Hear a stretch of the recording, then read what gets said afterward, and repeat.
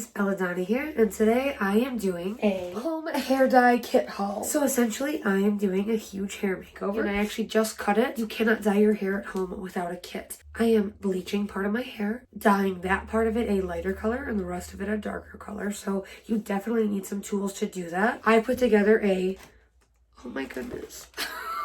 I put together a home hair dye kit, and to make that easier for everybody, I thought it would be a good idea to make a video. I had my home hair dye kit on the floor here as I did my haircut. And my kit is full of hair.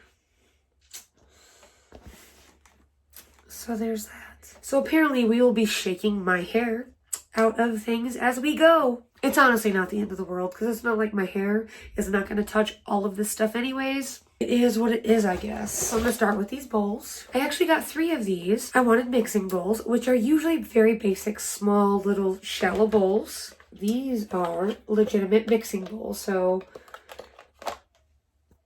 they have 2 different sides and actually markings to be able to measure product. These little ridges here, you can brush off any excess product. These were like $2 something a piece, which is why I got 3 of them. I thought they were just basic little bowls for $3. These are huge. Each side probably holds...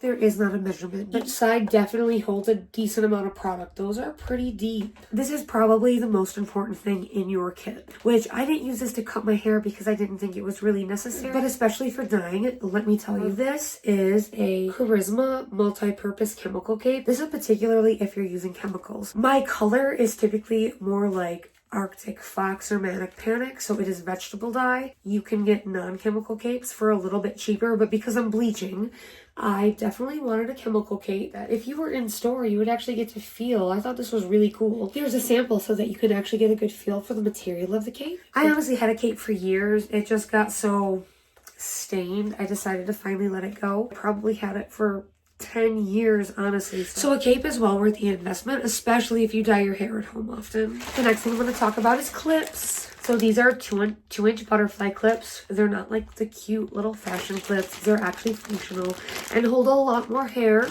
These were like $3 a piece for 12 clips. So to cut and style and things like that, you can't beat that. You definitely need these. This mirror, I just took it home from the store. And I've barely touched it. Look how dirty that is. You often see YouTubers and videos with like a hand mirror here. I usually use it's a small mirror on a post that I can set on whatever surface I'm working on. But truthfully, having this directly in front of me is better for me. And it's probably better for you for my future makeup videos. So you can also use it to see the back of your head, which is advantageous. So if you're doing hair on your own, there is so much of my hair in this box. I set it on the ground because I didn't have counter space and I didn't even think about it. These are disposable shower caps. Once I get all the color in my hair, I will coat it in one of these. I usually do heat for about 20 to 30 minutes with a blow dryer, and that will absolutely help your hair to absorb that color, especially if you're using vegetable dye. These things are necessary. Because I'm doing 2 different colors this time, I actually got some foil because I'm only doing a small section of my hair bleached and the rest not. Foil just to keep it separate while it's set. So essentially I'm going to bleach and then do one part of my hair, then the other part, and let it all set together before I wash it out. This was the foil I got. I have not done foil like 8 years ago.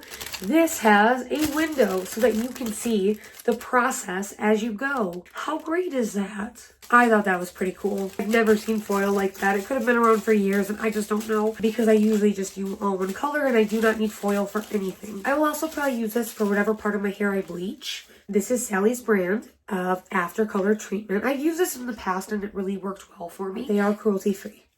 I'm having a really hard time figuring out if they are 100% cruelty-free or if they sell somewhere they shouldn't or if there's any kind of parent company, which I can't find. So let's hope that Sally is 100% cruelty-free.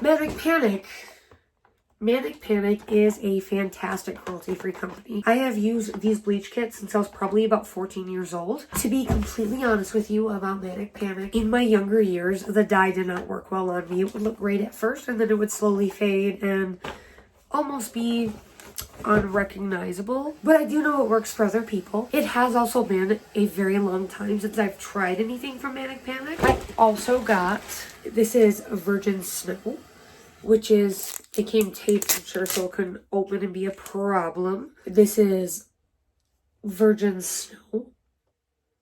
This is part toner, and it's supposed to make white hair, which I will not tell you what part of my hair this is going on, but it is going somewhere. So this was also taped. It's Transylvania. It is Arctic Fox's black. So, you know, my hair is going to be like black and white or black and light gray, but I'm not going any further of that to tell you how I'm doing it, because you'll have to check the dye video, which also could be a disaster, as could my hair cutting video. So you guys will have to check it out and see. These last two things are from Ulta. These are punky color brushes. I did actually order Sally's brushes, and they didn't come.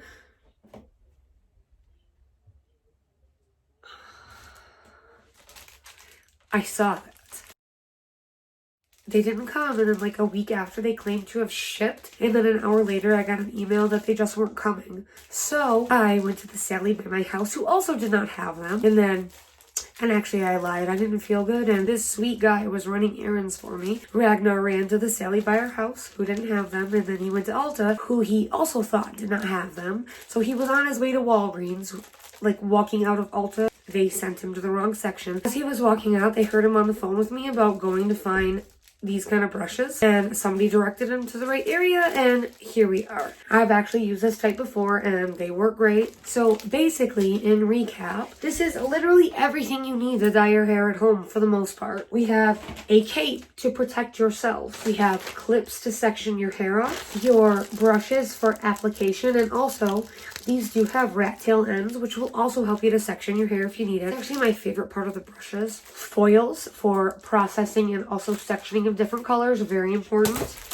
Shower cap to hold the color in and help process it as well. After color treatment to lock it all in.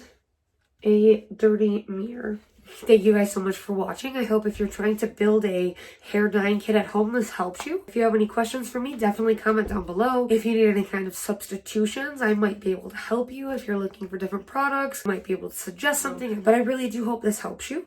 Thank you guys so much for watching, and I will see you next time.